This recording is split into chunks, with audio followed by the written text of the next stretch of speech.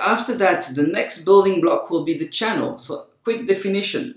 The channel's building block describes how a company communicates with and enriches its customer segments to deliver a value proposition. Okay, well, what does that mean? Well, on one hand, we have communication channels, and on the other hand, we have distribution. So how you communicate with your audience and how you reach them, how you distribute your product or your services to your audience.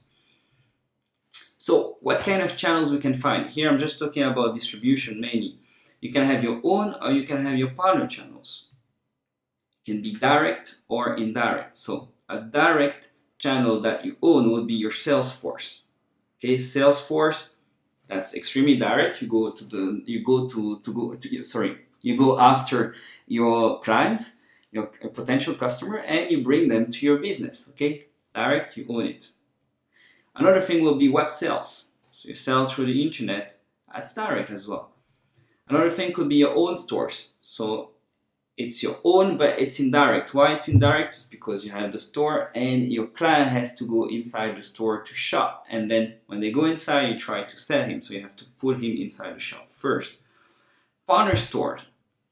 So that's partner and indirect. So you retail your goods inside a partner store, sorry.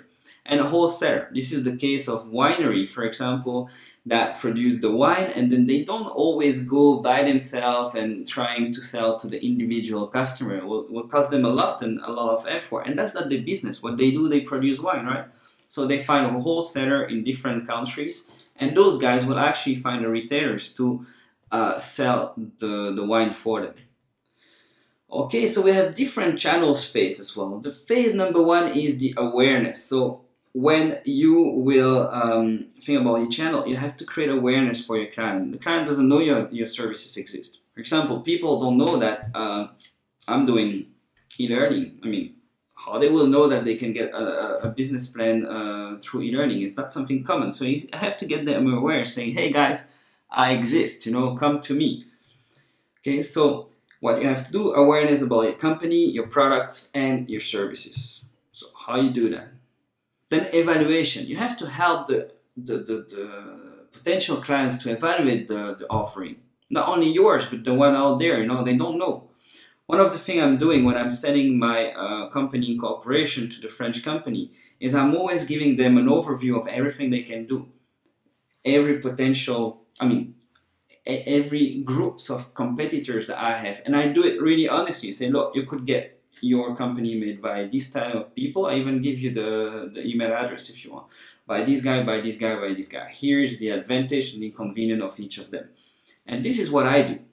Okay, so I help them to evaluate what's the offering. The cool thing for sure, as I'm the one talking, I slowly guide them towards my offering for sure.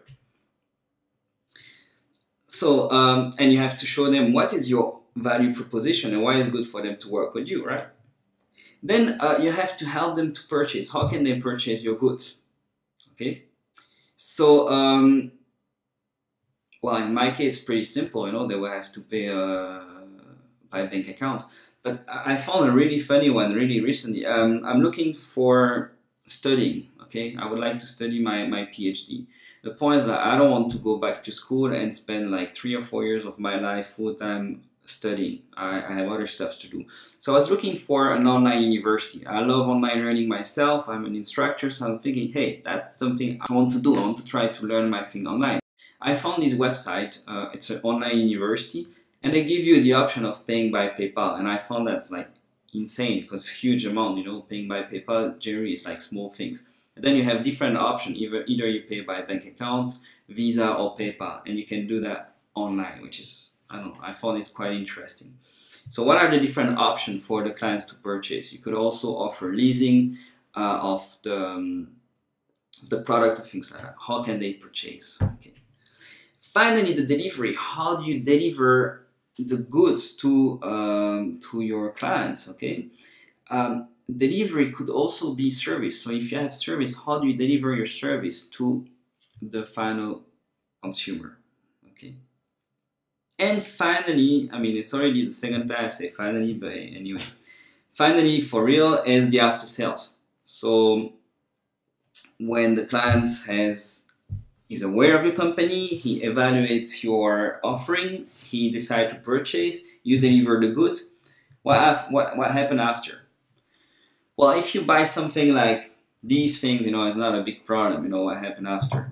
But when you buy something more valuable, or something that may has a couple of issues, you like to have an after sales. Like recently, I have been hacked on my website. If you check it just right now, you will see I have no website online. I was with A2 hosting, the host, and basically, my website hacked. I'm not a techie guy. I just know how to use WordPress, and I'm like, okay, guys, what I do, And it's 4 days now. Those guys are not helping me at all. I even lose money with those guys already. So anyway, so after sales really terrible. And this is not a good experience, because after your client speaks about you, like what I just did, don't go with A2 hosting. They have no after sales.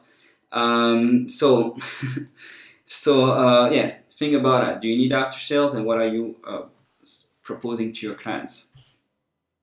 Okay, so what kind of channels we use in our example? Well, I'm planning to get connected with my clients through YouTube. So I'm doing a lot of YouTube videos for this business model. Okay. Oh, yeah.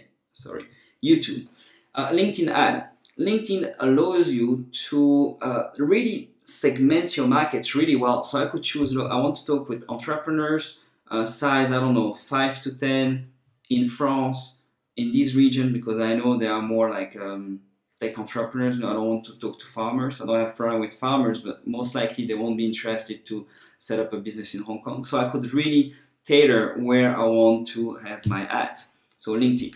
Google AdWords as well. I could think, hey, let's try a campaign with Google AdWords. I was not too successful with Google in the past, because I had this bad idea of following everything they told me to do. But, Google tell you everything to do, not to help you, but to make sure they maximize their profit, not yours.